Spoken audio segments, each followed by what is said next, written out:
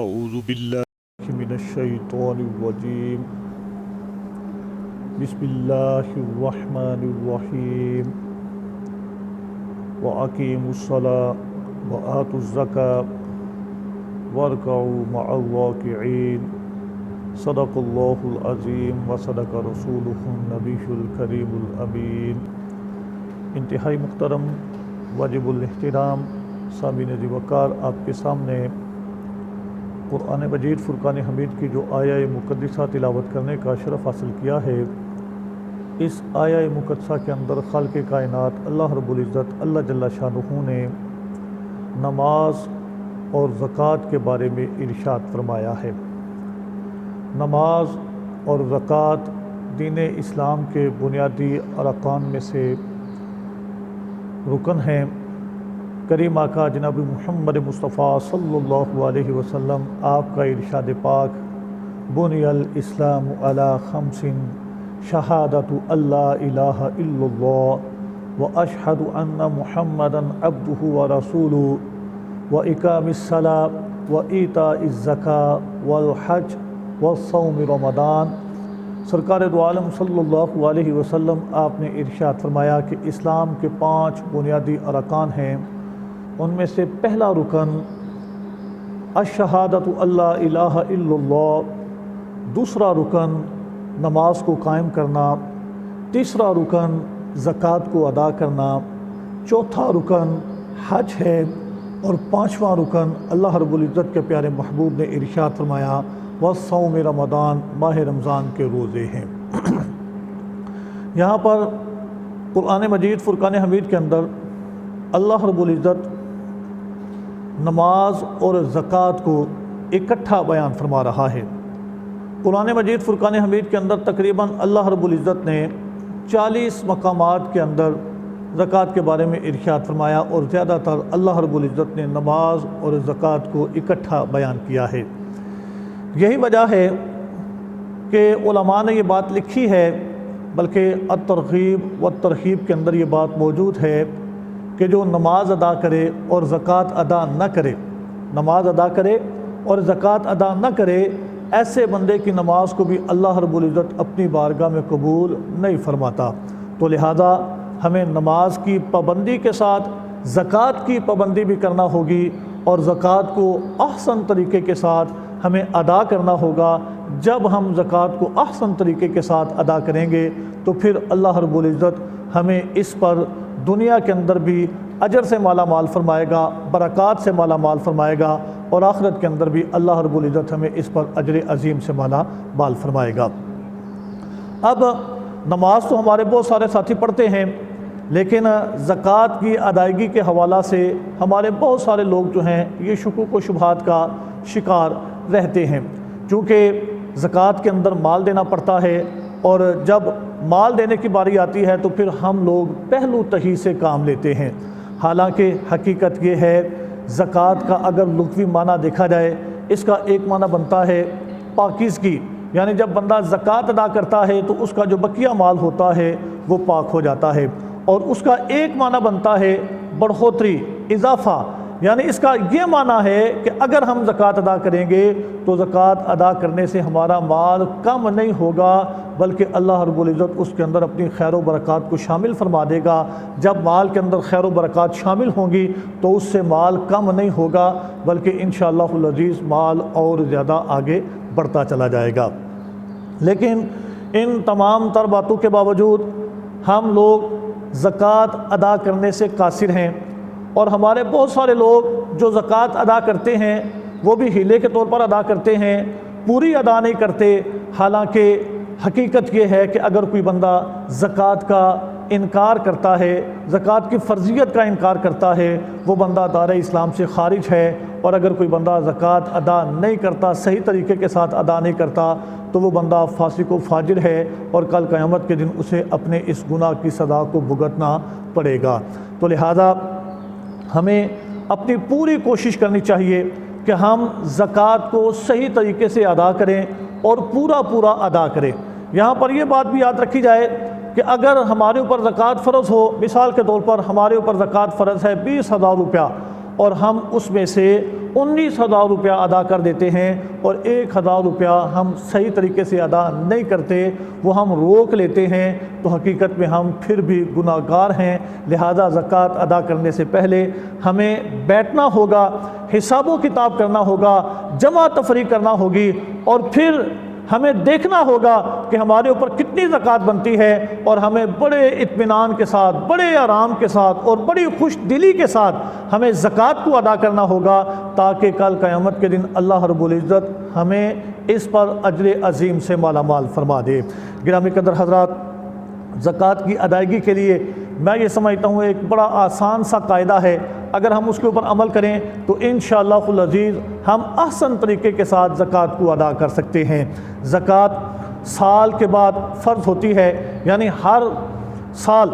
زکوٰۃ جو ہے یہ فرض ہے، اور اس کا حساب جو ہے یہ اسلامی کیلنڈر کے حساب سے ہوگا۔ یعنی آپ یہ نہیں کہ میں مئی کے اندر یا جون کے اندر زکوٰۃ نکالتا ہوں، اس طریقے سے آپ حساب نہیں کریں گے، بلکہ آپ کوشش یہ کریں گے جو کہ اسلامی ماہ ہیں آپ ان کا حساب رکھیں گے، اور کوشش کریں گے کہ ایک مہینہ جو ہے یہ آپ زکوٰۃ کے لیے مختص کر لیں۔ جیسے کہ ہمارے ہاں عمومی طور پر اب رواج یہ ہو گیا ہے اور طریقہ کار یہ بن گیا ہے کہ لوگ ہر رمضان المبارک کو اپنی زکوٰۃ نکالتے ہیں، تو یہ بھی بات ٹھیک ہے کہ آپ ایک مہینہ اس کو مختص کر لیں، پھر ایک دن مختص کر لیں، اور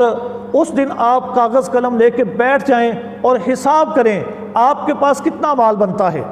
آپ کے پاس جتنا بھی مال بنتا ہے آپ اس کو تحریر کے اندر لے کر آئیں۔ یہاں پر یہ بات بھی یاد رکھی جائے کہ زکوٰۃ کس کے اوپر فرض ہے، پہلے آپ نے یہ دیکھنا ہے کہ زکوٰۃ کس کے اوپر فرض ہے۔ تو زکوٰۃ کے لیے جو نصاب ہے وہ ہے، اگر کوئی بندہ 7.5 تولے سونا یا 52.5 تولے چاندی یا پھر ان میں سے کسی ایک کی مالیت کا مالک ہو جائے تو اب اس کے اوپر زکوٰۃ فرض ہے۔ دوبارہ سماعت فرما لیں، 7.5 تولے سونا یا 52.5 تولے چاندی یا پھر ان میں سے کسی ایک کی مالیت کا بندہ مالک ہو جائے تو اب اس کے اوپر زکوٰۃ فرض ہے۔ عمومی طور پر ہمارے ہاں لوگ یہی کہتے ہیں کہ جی زکوٰۃ ہمارے پاس ابھی سونا جو ہے یہ 7.5 تولے نہیں ہوا، ہمارے پاس ابھی 7 تولے ہے، ابھی ہمارے پاس 6 تولے ہے، ابھی ہمارے پاس 5 تولہ ہے، یعنی وہ اسی حساب کے اندر پڑے رہتے ہیں۔ حالانکہ اگر کسی کے پاس فی زمانہ 1 تولہ سونا بھی ہوگا تو اسے اس میں سے زکوٰۃ کو ادا کرنا ہوگا۔ اس لیے کہ فرق یہاں پر یہ آیا